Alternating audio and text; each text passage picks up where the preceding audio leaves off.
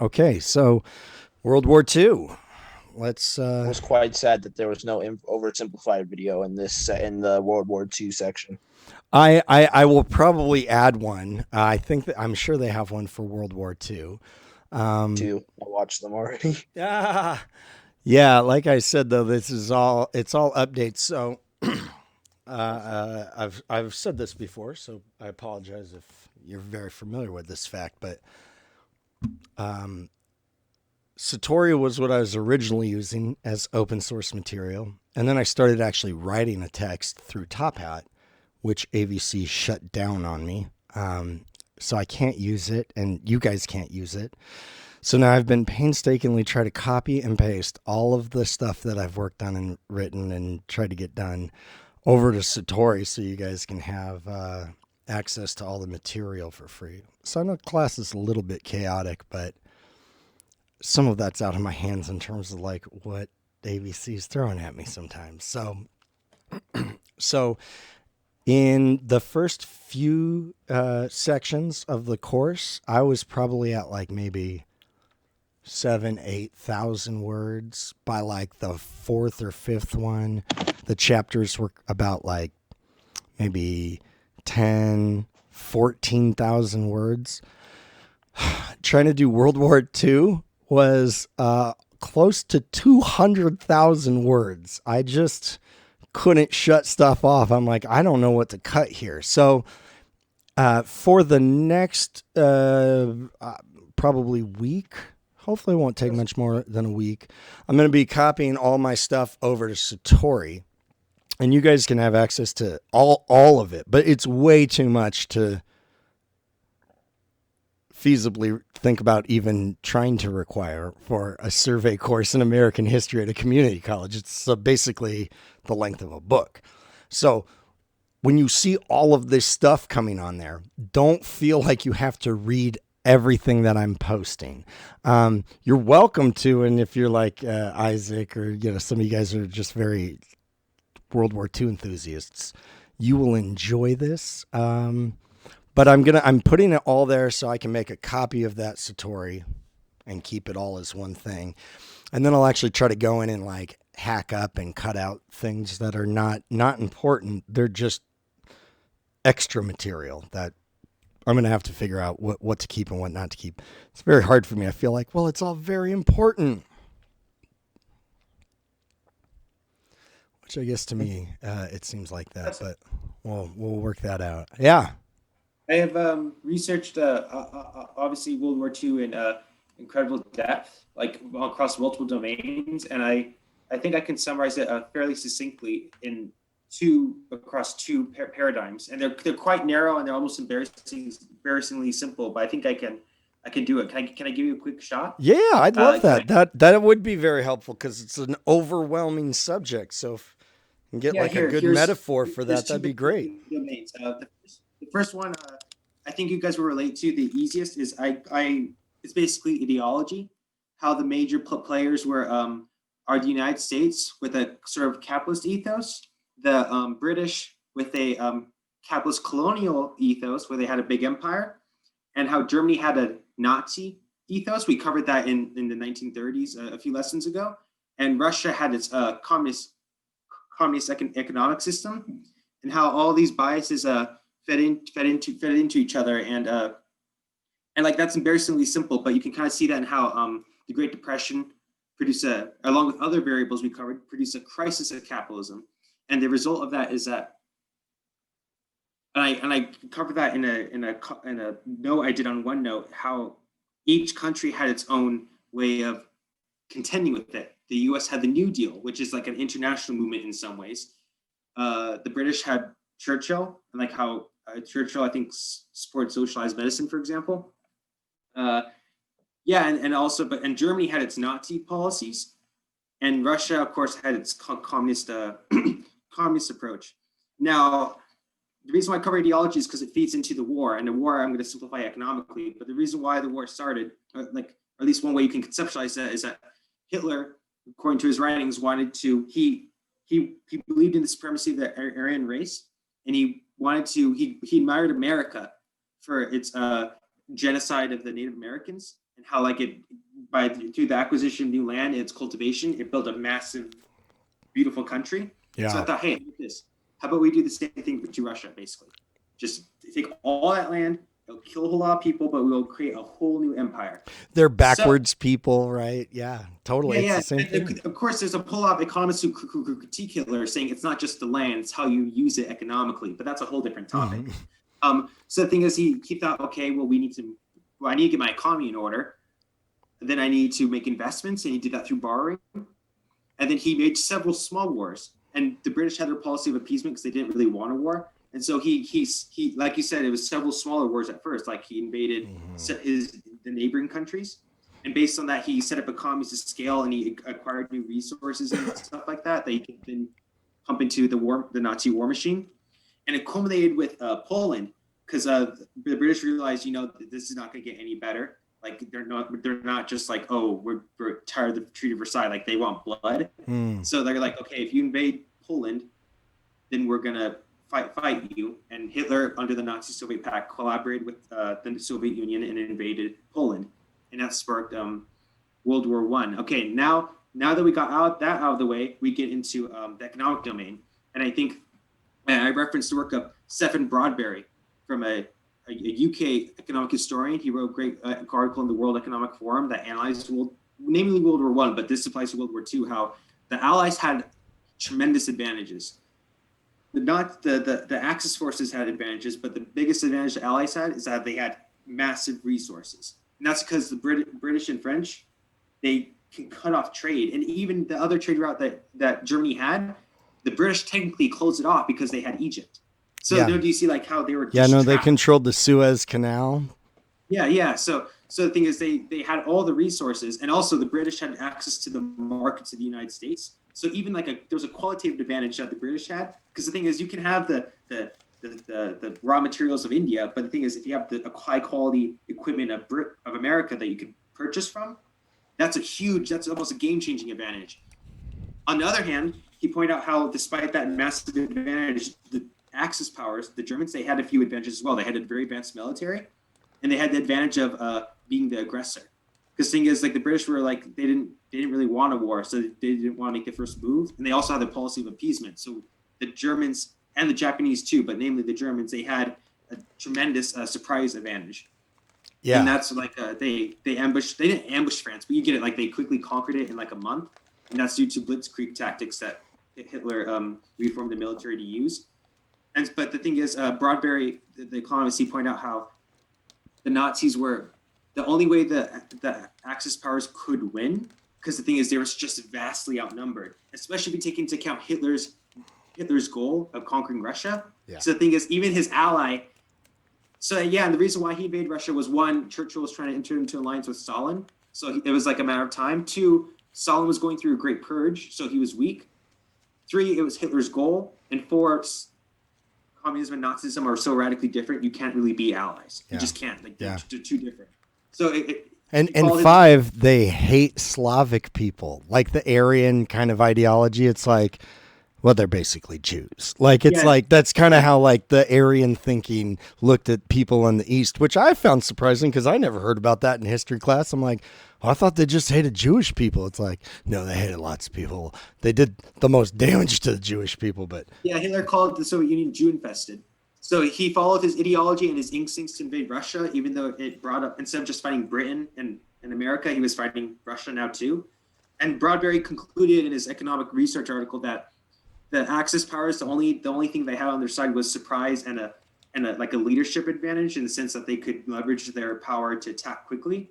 But when they failed to take out their enemies quickly, that all the other forces of the world mobilized. I learned that from Victor Davis Hanson and also other economists. And they were kind of just boxed in, and they were just like hammered until they collapsed, basically. And I think that's a good analysis. There's all sorts of different things I can include, but I think that's basically how World War II goes down. How the ideology interacts with the economics at a basic level. Yeah, and that's great. That's really good. That's helpful. And it's the new thing plays out with the Japanese too. It's just different countries. Yeah, but same pattern though. Yeah, and that was like one of the questions on the test that I realized this might not have been like covered enough, and hence again why I'm curving. What European power was Japan trying to emulate in kind of the lead up to World War II, like in terms of colonialism, and it's England, because they're another little tiny island nation, right? Who's come somehow to conquer half the world, or And during the Meiji Three-quarters of the world. Restoration, they actually sent ambassadors to different countries, and what they copied from America, its public education system, but what they copied from Britain is its navy. So you're right, they were trying to let's emulate Britain. We're not only a small country, but we want it has the best navy. Yeah, they've got a great navy. They're an island nation. They're small. They don't have like tons of natural industrial resources, but they went and colonized a bunch of places that did. And so Japan's like, hey, we got to do that. And they were like, well, Britain, they've all got like the Africa and everything over there, and the Americas. The Pacific should be ruled by Asians. Like, that's why they were trying to kick the French and British and Americans and Germans out of everywhere, really. And Japan's weakness on oil, that's also Britain's weakness. Yeah. What collapsed the British Empire was when Eisenhower refused to reinforce the British and French's attempt to hold Egypt. Because without Egypt, they can't guarantee a supply of oil, the supply of their empire. So with the Japan, they overplayed their hand because they needed oil that they didn't have. And also they were just like crazy and aggressive. Yeah. And the British, they lost because they couldn't maintain their economic ecosystem globally due to changing factors. Right. Especially as kind of with globalization comes more global awareness, and then a kind of a more international call like, hey, let's end this colonialism business, which is a messy thing and happens differently in all kinds of different places. And we have that rhetoric at the end of World War I, Wilson, the 14 points. But we do not like play into that. And we have that rhetoric in during World War II and at the end of World War II and the Atlantic Charter and all these things. But Churchill was like, yeah, screw that. Like, I'm trying to make England great again. Literally, he's like trying to go back up to the colonial days. Yeah, that's why I mentioned the ideology as the first axis, because it mentioned the goals of different groups. And so when Britain was kind of bankrupt after World War II, and also there was also World War II had hammered its institutions, so to speak, its military. So and that left America and the Soviet Union fighting it out. And as I said, Eisenhower, he moved for passing decolonization resolutions at the UN. I think it was Eisenhower. It was during the 50s, I believe, and that kind of over time destroyed the British Empire. And the Cold War is basically between. It's not that simple, but it's between the Soviet Union and America. But there's layers to it. And then all of their cronies, right? It's like all their proxy wars. Yeah, they're the two big kids on the playground, and they got all the other smaller ones. Like, yeah, that's us. We're back here. Both sides, right? It's kind of And a trade agreement is I don't know, handing out candy or something. Yeah. And so what we saw with the 20s and the economy. That was happening before World War I. We saw some of the depressions and economic instability in the 1870s, and then again in the early 1890s. Some really bad depressions, and they're caused by an unforeseeable from pretty much everybody international chain of events where it's a banking house fails in the UK, which triggers all of the other European nations to call in their debts and their money from the UK, which dries up their economic flexibility and their liquidity. And now they can't buy anything from America. And it's that's happening in the 1870s. So and it's going on, and those ripples are there, before World War I, the Depression in 1907. But then 1929, it hits, and it hits hard. And it's really just caused by the setup from the Treaty of Versailles, from World War I. We set all these things up and basically we bankrupt Germany, who besides England was probably our third biggest, purchaser. Like we did a lot of business with Germany. We set up tariffs too. The Smoot-Hawley Tariff Act, it worsened the depression, and that's what the economist That's Douglas right. Irwin references in his book, Yeah. History of Trade. Yeah, Yeah, these kind of restrictive things, and that like, and it's a shift in the world and how the world works, and it's like the old way of thinking, trying to control these balance sheets, and also like it's almost mercantilism back in like the like late medieval period, where it's like we want to keep more gold in the country, and we want to get gold coming in, never going out. And so that's called like a trade deficit these days, where it's like we always want to have more exports going out than we have coming in. And so these ideas like worsen the situation of, because that's not how the world works anymore. And everybody keeps going on and off the gold standard, and we're off it. We've been off it for a long time now. And this was like one of, if you remember William Jennings Bryan and that whole, that was a big thing for them in response to that depression. And so 1929, we feel the depression here, and it sparks a huge global one because Wall Street crashes, and that's the like determinative element for our world. Like our world economy is based off of that more than any other stock market or bonds market or anything else. And so that hits and it sends everything around. But like I said, in the mid-20s, there was already land bubbles that popped and insurance bubbles. And literally, that's when Ponzi was running his scheme. The Ponzi scheme, the original one, popped. And earlier than that, the early 20s, as America's urbanizing, everybody's moving into cities, farmers that were making tons of money selling to devastated European countries begin not getting to sell their stuff because Europe starts recovering. And so farmers hit the depression early. They're in it for like 4 or 5 years already by the time everybody else catches up.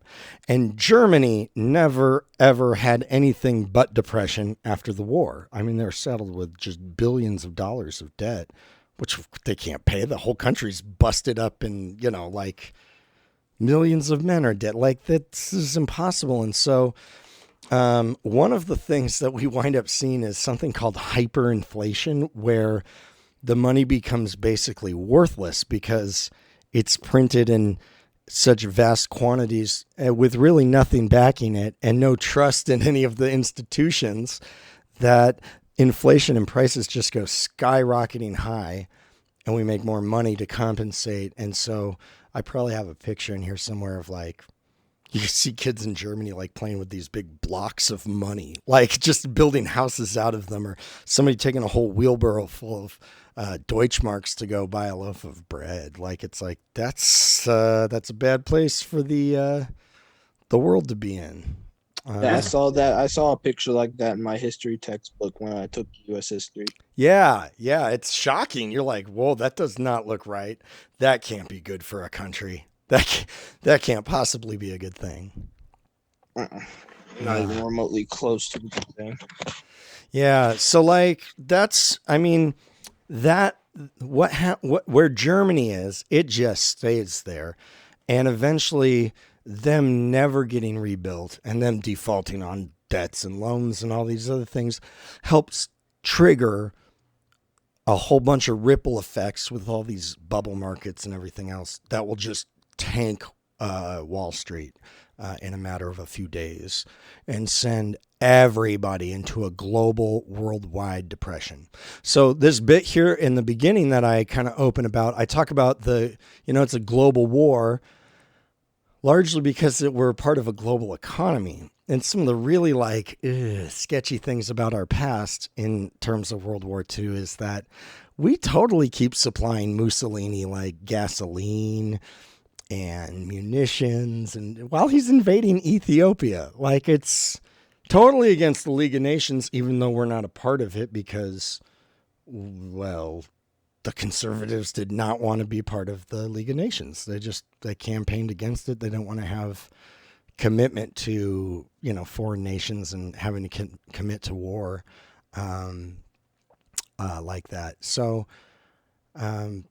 this map I've got in Satori for us. I'm on Top Hat right now because I obviously haven't imported all of this stuff yet. So I'm working on that. But this is in Satori, and you can see right here, like this is kind of a colonial map of Africa in 1930. So you can see the Belgian Congo. All of this is like Professor, French area. We can't see it. Oh, you can't see it. Oh, that's right. Okay. No. Let me screen share. There we go. There we go. Now you can see the map. That's better. So this is 1930, and these are like the European countries that control all these places. Notice everybody has been invaded or colonized except for this place right here, Ethiopia. The Italians tried like at the end of the 1890s, I think, and the Ethiopians beat them back. I mean, with spears and horses and stuff. But think about the differences between weapons in the 1890s and World War II, right? That's significant. So this time when Mussolini rolls in with tanks and airplanes, they don't stand a chance. It is over quickly. So this is the only country that wasn't colonized that eventually gets colonized right at the end of this colonial era. Yeah, oil. I've got a whole thing in here about oil because this is like what runs the world. And yeah, because of cars and trucks and even machines, but most importantly because of military equipment. Like if you could have all of the best super weapons in the entire world, and if you have zero gasoline, it doesn't matter. An army of like people on horseback with spears could probably run in and defeat you then, because you're completely immobilized. You can't do anything. And so this is what happens to Hitler at the end of World War II. They're just out of gas. They're out of all kinds of stuff, but they've got Luftwaffe planes sitting on the ground as the Russians roll into, to destroy Berlin. They couldn't fly them. They just didn't have fuel. So and remember, like all the little bits at the end of World War I about the European countries trying to carve up the Middle East and get mandates on them because they're backwards people that need to be like white man's burdened, right? Like half devil, half child. We gotta. It's our European. It's our white. Duty to go do this and civilize and, mechanize and modernize these places. But it's really just a bunch of bullcrap. All the industrialists and politicians and government officials, they want oil. They know what's up. Everybody does, though. This is not like a secret that one country figured out. Everybody knows what's up about this. And so the carving up of the Middle East in World War I is where pretty much all of our international regional problems come from these days in the Middle East. Before World War I, there was the Ottoman Empire. That was like a multi-ethnic, multi-racial, multi-linguistic, multi-religious empire. But they were on the side of Germany and Austria in World War I and against Russia. And so to dislodge them, we go in and pretty much create something called Arab nationalism, where we, convince a bunch of nomadic people that nationalism's good and that they should have nationalism and get rid of the Sultan. And then we also so there's no Arab country, before World War I. It's just the Ottoman Empire, and Arab people lived all over Arabia, right? They lived all over the desert.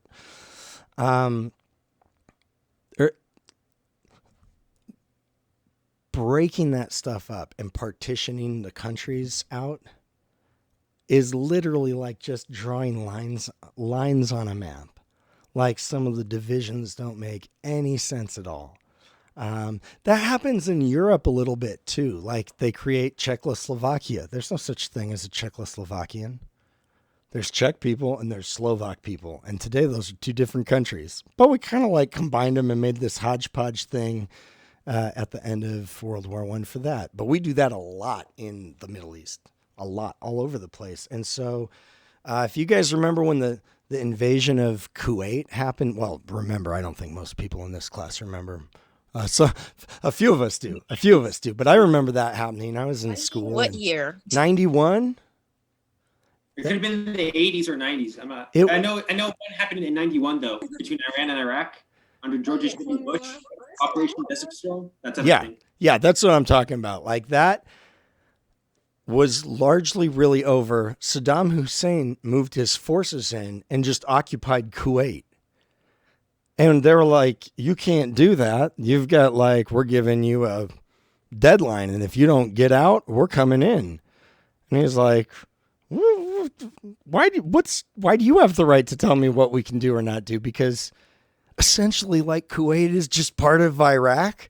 It's just a really, really oil rich section of it on the sea that Britain kind of just carved out for herself in that process. And so I'm not trying to justify Saddam Hussein. That guy was a sociopath, but I'm saying like, based on how other countries act, that seems like a reasonable step for particularly a crazy military dictator like him to take.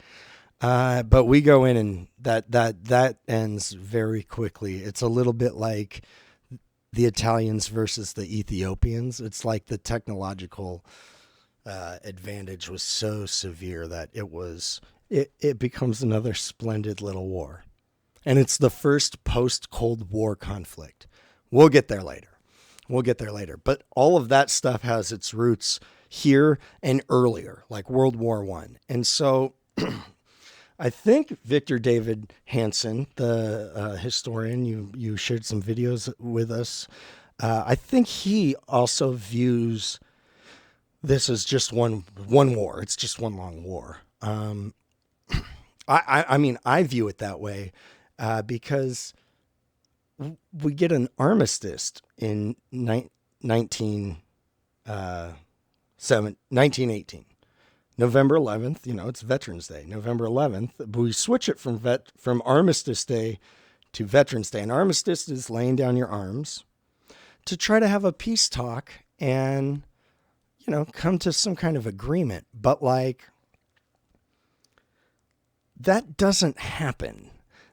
We have an armistice, and then the Western powers are like, against the Central powers are like, hey, game over. Like, here's the terms that we're going to do anything by. And they were just harsh and severe and draconian.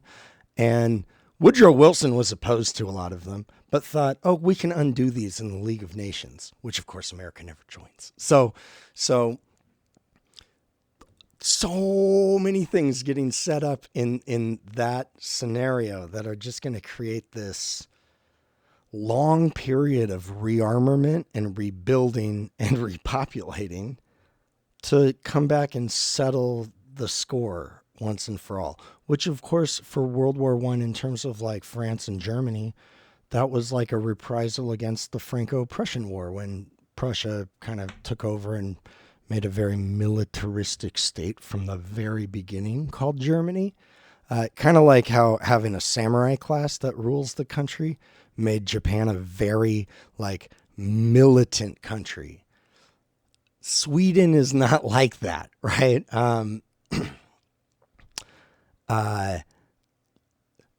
Peru is not like that. We'll have to get into that. There are certain countries that wind up becoming very militant, not necessarily warmongers. We do that. The British did that a ton. All kinds of countries have done that, but particularly militant, like strict, like the military taking over doesn't sound that bad. Spain is probably one of the more militaristic countries in Europe still today because of what's gone on in the past. So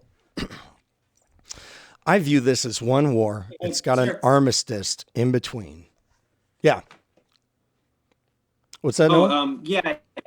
Yeah, I was gonna say, yeah, like for example, Japan after the Meiji Restoration was partially inspired by British colonialism in the region, and that scared the Japanese. And there's a few other things that happened, but it causing Japan to industrialize during the Meiji Restoration, and so there was emergence of that militant culture over time, and it spiked in the 30s because of the Great Depression, and the military assassinated the Japanese leader, and they basically instituted a military junta, and so militarism, which was already like a thing in Japan, it went through the roof, and so and the thing is, it's not like, oh, the military hijacked the government and the Japanese were peasants who followed orders. In the book The Total Empire, a few economists chart how the actual population supported the military government and how like they used the ethos of Asian man's burden, something like that, to just like farmers even use that to justify attacking other groups. So now do you see how morality isn't just, sometimes it's elites, squabbling amongst themselves, but oftentimes it's a bottom-up process. Yeah. And everyone participates and catalyzes it, or at least there's a dialogue between different. Yeah, no, absolutely. It's so, and that's why I'm like, well, when does World War II start? Good grief. You just gotta kind of pick a point. I think there's probably several points we could look at and say, oh, that's when it starts. But like, there's definitely at least one point that is like, oh, there's a point of no return for different countries, because different countries have different experiences, right? Like Italy is totally different than Germany in so many ways. They are partners together, but they're also very different from Japan in so many ways, while sharing a lot of things together. And Japan, like I said, Germany they didn't have a depression. It was just, they never got better. It just got worse and worse and worse, and crime got worse.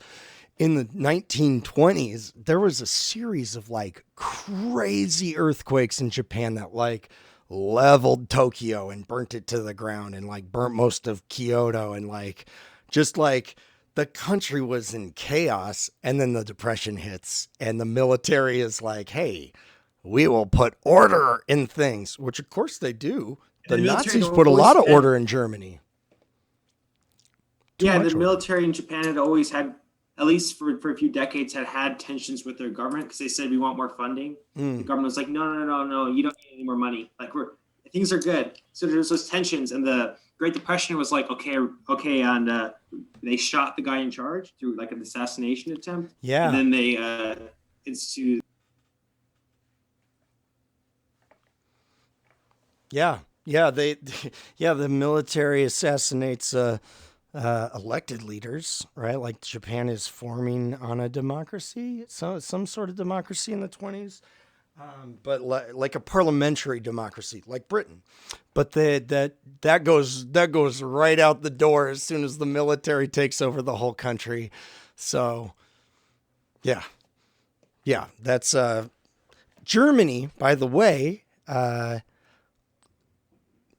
Like Adolf Hitler is so effective in what he says to German people because he spoke what they were feeling in terms of World War I. Like it was a bad deal. We got done dirty.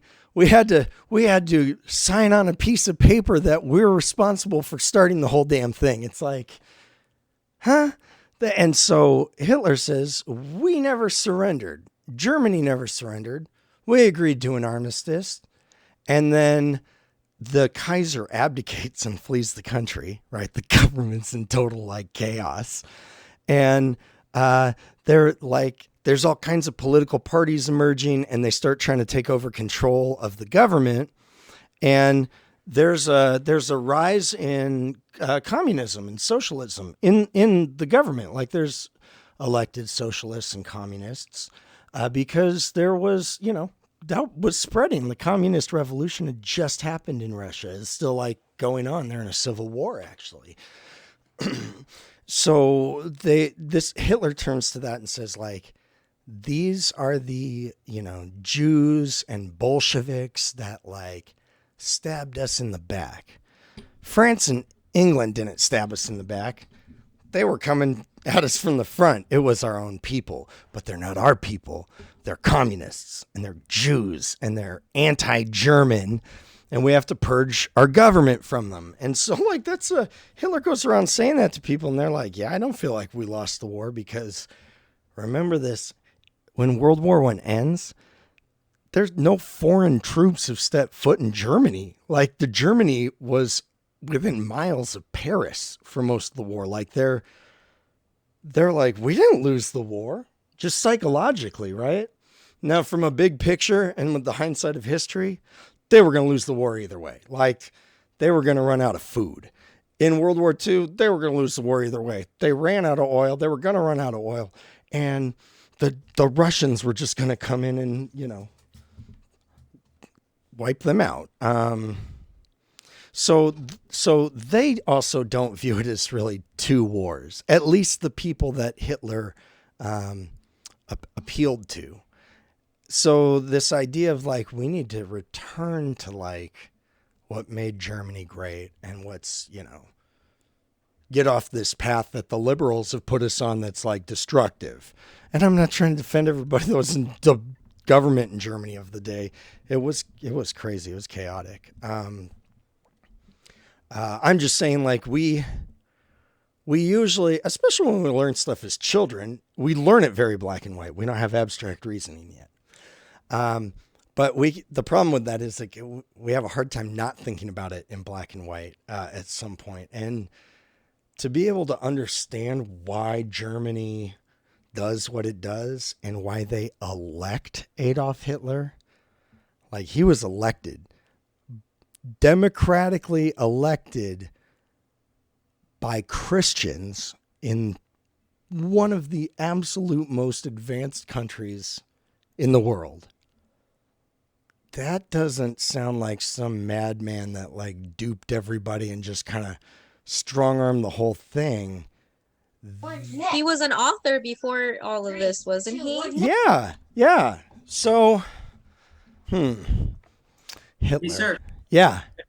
I've researched extensively through Jung and a lot of other psychologists, and and also as my own research, I've researched the nature of fascism. Yeah. And the thing is, like for example, I already told you how Hitler called the Soviet Union Jew-infested, for example, and how he referred to political enemies and social enemies as parasites of sorts. And there's that symbolism of fire in his speeches, like burn the Jews or rebirth of the Aryan race. And if you look at it, I've read from a psychologist that fascism has a psychological aspect, and how, like, for example, Hitler gave speeches to huge groups of people that had, like, from a huge podium, and that had symbolism of light and dark and fire and big torches, and how everyone had to wear certain clothing in Nazi Germany. And you can even see that today with Caucasian supremacists, how they walk around with torches, for example. So do you see, like, how there is an ethic? It's a really ugly one, but there's an ethic and a morality in fascism, so to speak. Yeah, there is. And Hitler was really good at, like, kind of concocting these crazy mythical fictions back to the past that were rooted in some facts, like symbolism and kind of like the Teutonic Knights of the Middle Ages, like that, but also then going back to Thor and before Christians. So Hitler's religion is a whole thing. It's so weird, but he says he's a Christian, and everybody goes, all right, cool. And they believe him, even while they're, like, locking people up.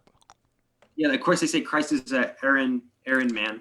Yeah. It's crazy stuff. Like, well, he was really part of the lost tribe of Israel, which is actually from the Caucasus Mountains. And it's like, dude, you guys are working too hard to try to come up with that. That is a crazy conspiracy theory, but it's effective. I mean, because here's the thing. He's speaking, some of the stuff that they're talking about is not, like, there's no appeal to us, or we don't even understand it.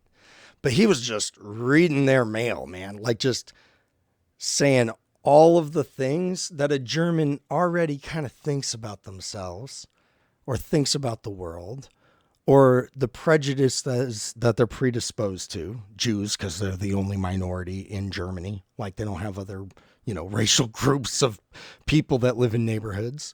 When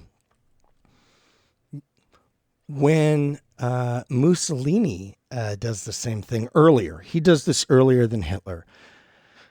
And here's the thing. Mussolini paved the way for Hitler.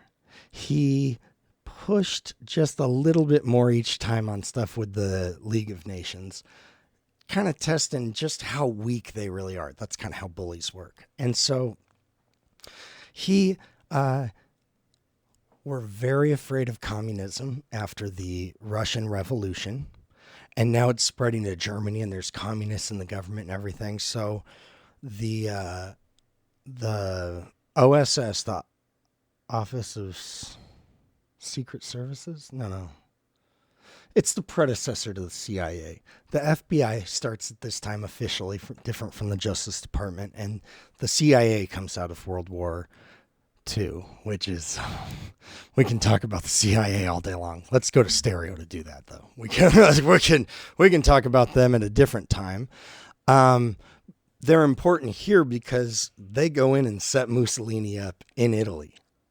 We are afraid that communism, which Italy has communists in their parliament today, like they always have. They're much more inclined that way. We set up a strong man, like a dictator, who is very conservative, at least on appearances, like on the outward things. He's very chauvinistic, very much about like buying into kind of racial superiority and colonialism and all these different things that we would much rather have than communism. I mean, at the day, the way people thought, at least the way the government thought. So we set him up and well, he's kind of conservative. He's more just like crazy and doesn't give a crap what anybody thinks. Like, he's just he's not listening to anybody. The League of Nations tell him not to do that. And well, they're doing that. And okay, now he's in Ethiopia. Like this got out of hand. And you've noticed the theme of like talking about blowback. This is blowback. Like, I do not think the United States government thought they would create a fascist Italy from Mussolini when they did that. I think they thought they'd find a alternative to communism that they'd prefer and somebody that they could control because they were kind of funny and starting them up. We do the same thing a lot, guys. We keep doing that in countries. We did that. We created Saddam Hussein and Osama bin Laden in similar ways with like military interventions and trying to kind of direct things by our will and desire. So without him, you would not have Hitler's rise to power the way he does, because he comes before Hitler. And at the beginning, like he's almost like a mentor to Hitler. Hitler really looks up to him. He models a lot of stuff off of Mussolini and is talking with him. I think it's one of the only times he ever leaves Germany. I think he went to Italy early on. But by the like middle of the war, like Mussolini is like Hitler's whipping boy. He kind of just follows him around, and he knows that Hitler doesn't really like him and looks down on him. And it's just that's an interesting saga. But I will have this stuff posted because I talk about, these natural resources, a trade embargo that we put on, Italy, but again, American oil companies continue to sell, and the League of Nations just really falls apart there. Like Mussolini kind of knocked down the first, board, and then Hitler just went and pushed the rest of the dominoes down. Like he kind of opened the door and Hitler just kind of waltzed in and went, okay, I can just kind of slowly keep pushing further and further and further, proving that this thing is just kind of it's a piece of paper. It's not effective. It doesn't tiger. It's a what? A paper tiger. Yes, exactly. A paper tiger. And And so Germany, you can see right here, they begin rearming, and they make the Luftwaffe, the German Air Force, and the advances they make in aerospace and aerodynamics are incredible, as well as like industrial production, because Germans are already fairly like logical people. The way the language even works is quite logical compared to something like English. They're good at like they're one of the top 3 probably industrialized nations in the world. University of Berlin's the best school in the world at the time, like in the 20s even. They're very good at doing these things. But they're not allowed to. The League of Nations is like, that was part of the deal of the Treaty of Versailles. Like, you can work on industrial production with like cars and stuff like that, but you can't make weapons. You can't re-militarize. You can't have an army over like 100,000 people. Glorified police force. Yeah, basically, kind of like what the American Army was before the Civil War. It's like it was the cavalry. It was like people that rode around kind of patrolling the West, and it was small. Germany, remember, like founded on militarism. That's where all the goose stepping and all that stuff comes from. It's from Prussia. They're probably the most militaristic country on the face of the earth at the time, because they're small and everybody's like that.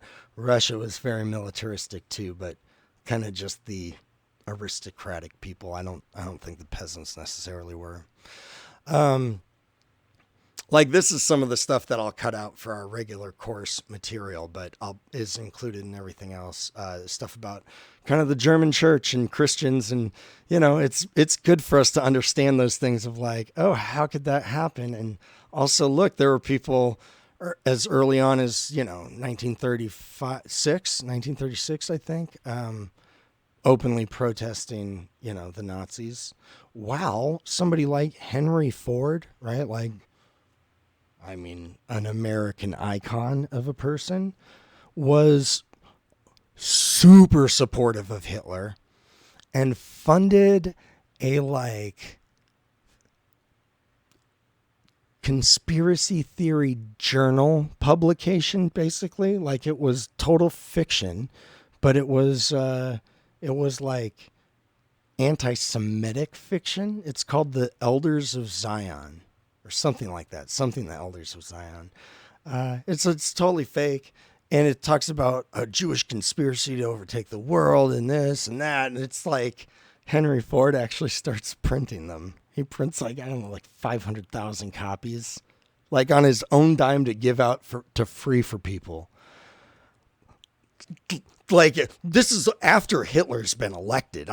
This is not like, well, maybe he was duped. It's like, no. This man believed that. And to show kind of like the deep rootedness of that, that's Henry Ford.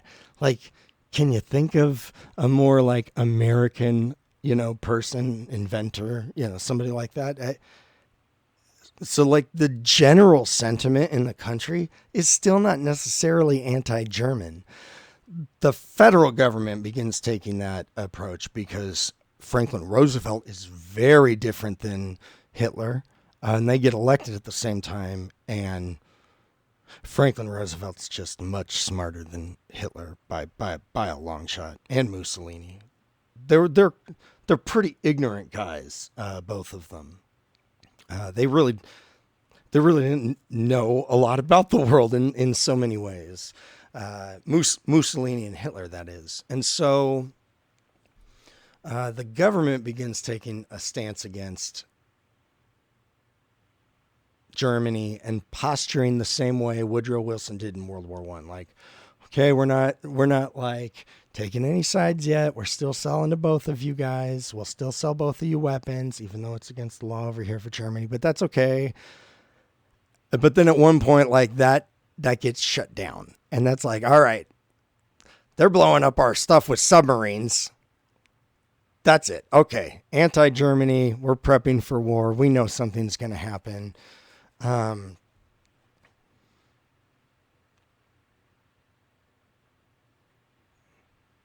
I'll read this poem. First they came for the Jews. I did not speak out because I was not a Jew. Then they came for the communists. I did not speak out because I was not a communist. Then they came for the trade unionists. I did not speak out because I was not a trade unionist. Then they came for me, and there was no one left to speak out for me. It's Martin Mueller. Hey, Professor, Yeah. I read a book called Terrible Things in elementary school. It's one of the most significant books I've ever read, and I didn't understand why when I was younger until I got older. It was a luxury about the Holocaust, and it was about a meadow full of animals like squirrels, rabbits, birds, and fish, and how terrible things. I realized when I was older, I realized they were people, and how they came. They says, oh, they came with nets and bats, and they said, okay, we're coming for the squirrels first, and they took all the squirrels with nets and they ran away, and everyone freaked out in the meadow. But they said, oh, we don't like the squirrels, or oh, they won't be back, or just keep your head down. And then like a few days later, they came for the birds, and then they came for the fish. At the very end, the main character was a little rabbit who was asking like, why are they coming for this? And they said, we just keep your head down and nothing bad will happen. And then they came for the rabbits, and yeah, it ends with the little rabbit escaping by pretending to be a rock. And it says that he left the meadow when everyone else was gone because they had all been abducted. And he said he's going to warn everyone else about what happened in the meadow. And so that was a really big, great book. I remember it to this day. I read it like I was thinking it was like in like third grade or something. It's a great book. I added it to my Amazon cart now. Great, yeah, I'm gonna. That's fantastic. Because they're like, how do you talk about something like that? It's especially with children. It's I like how it made us the bad guy too in a weird way. Because like we were the human. Like I didn't realize until we got older, especially after reading Jung. I was like, wait a minute, that was the evil part of ourselves that we just let it grow and grow and grow. And while we're the innocent person, like the rabbit that can't do anything. Yeah. So like I thought, no, I was like, wow, that's a brilliant book. Yeah, no, that's brilliant. What a great recommendation. Terrible Things, you guys. That sounds good. Well, so 1936, I'd say this is probably the point of no return for like kind of the Axis powers, Germany, Italy, and Japan. It's all significant this year, right? So like in Italy, they're invading Ethiopia. In Germany, they start openly remilitarizing, and they're not allowed to like fly or even train pilots in motorized vehicles. So they made all these like wooden gliders that they'd like launch to train. Like they were just training pilots. That's why they had such a crazy Air Force. They had just so many pilots.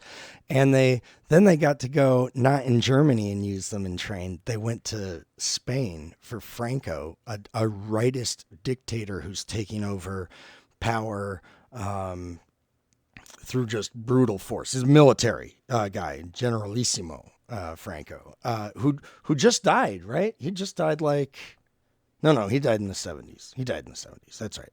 I thought maybe his son just died. The Luftwaffe goes over there, and they're basically all of the bombing force for Spain to oppress their own people. They're bombing like the Spanish resistance, basically. And then they go into the northern part of Spain, and they bomb the Basque people, which is like a very small, very unique and distinct very old ethnic group in kind of the north of Spain that is not Spanish at all. Like they're very different, but they're like one of the only minorities in Spain. So they've been the subjects of persecution a lot. And so he bombs one of their towns called Guernica. And this is where Pablo Picasso paints his famous picture of that. So they're bombing people. They're like actively participating in war against citizens. Like, that is a little bit more than, well, they opened some Volkswagen factories and started making a lot more cars. Okay, that's okay. Like, well, they increased their military. All right, they're a big country. Oh, they're bomb. People should have stopped that shit right there. Like they just people should have done that, but they just kept hoping like he'll get better. Nah, he's normal. Okay, well, we can get something out of this. Or what does this have to do with me? Which is America's position throughout the 1920s and 30s. By the time we get to 1940, it's not that. It'll shift. But that's America's attitude. Like, not my problem, guys. Bye. We'll sell to both of you. Hey, it's dangerous. We'll sell to you guys. You just got to pick it up. Like, this is also the year that Hitler begins his Nuremberg rallies, and these are the stadiums of just hundreds of thousands of people in Nuremberg. They build that huge like marching field for it. It's unbelievable looking when you see it. We'll watch some footage of it here in a minute. And this is where Japan kind of crosses. They've been in Manchuria and Korea for a while now, but they're like pushing down from Manchuria into like straight up China. And so this is referred to as the Marco Polo Bridge incident, where they kind of have a standoff with China and openly invade, and they're just like going. Sorry, I had to take my dog out. Going to town. Oh, it's all good. Yes, that's like a side picture of those Nuremberg rallies, and I think that's what you guys are talking about, right? With like kind of this symbolism and the power of it. Professor, what time do we take break? Yeah, I think we're gonna take break in just a minute here. Just actually probably right about here. Okay, if you because don't I mind, think- my son heard you talk about Mussolini and he wants to ask you or tell you something. He's really excited. Oh, sure. That's awesome. I love that. Is he there? We'll do it at break. Okay. Or All unless right, you cool. don't mind him doing it now, I just thought it would be easier for Oh, no. people He that- can come on and tell us. Here, Jay, you can say what you needed to say. Hurry. Is it true that when Mussolini tried to take over, they tried to take over a bunch of countries near Italy, and then they lost a battle, and then Hitler took over because Mussolini started getting a bunch of losses? Yeah, that's true. Okay, Dang, that's clever. Okay, that's I never pretty hear good. a child say all that. He may or before. may not be taking my test for me, Professor. That's pretty good, man. What's Wow, your name, he's dude? cool. Yeah, I'm surprised. How old is he? 8. You're 8, and you know all this Tell them stuff. where you heard it from, but No. you don't want to give your source. He's 8, and he knows all this stuff. I can hardly remember any of that. That's great. That's smart. Dang, That's Smart. impressive. Yeah, that is Thank you. smart. He Good sounds job, like buddy. he's gonna be another Noah, full Yeah. of knowledge. Yeah. Say thank you. Thank you. You're welcome. Thank you. Yeah. Okay. So I think we'll take a break here. Just so like that's the point. We'll like punctuate this with before break. 1936 is probably really the year of the point of no return. But most countries and most people in general are kind of deluding themselves about it, or not really wanting to take in the whole picture, or not want to, stick their neck out for fear of, well, a lot of people, and for very good reason, were so afraid of another world war happening. I mean, they were like, we will do anything to avoid that, including giving a bunch of concessions to Hitler. And so once 1936 happens and those concessions start rolling out, he just kind of starts steamrolling in power and shutting down the other parts of the like free part of the government and the country. So when we come back, I'll talk a little bit about the Hitler's past, like kind of his origins. Pearl Harbor yet? No. We're not even up to. We're in 1936, and so we've got some years before America is going to officially enter the war. But we'll be paying attention to what we're doing and training, because like the OSS, they go start training to do like spy missions and like secret ops stuff with the British before we're in the war. We just know like, oh, we're going to need this because we start getting spied on. We start catching spies and, oh, the Germans are spying on us. Well, that makes sense. So yeah, we'll talk about that. The like, what is I've Nazism? never seen so the many roots of Nazi that. flags flying ever. Yeah. Oh Yeah, man. you're correct about how that.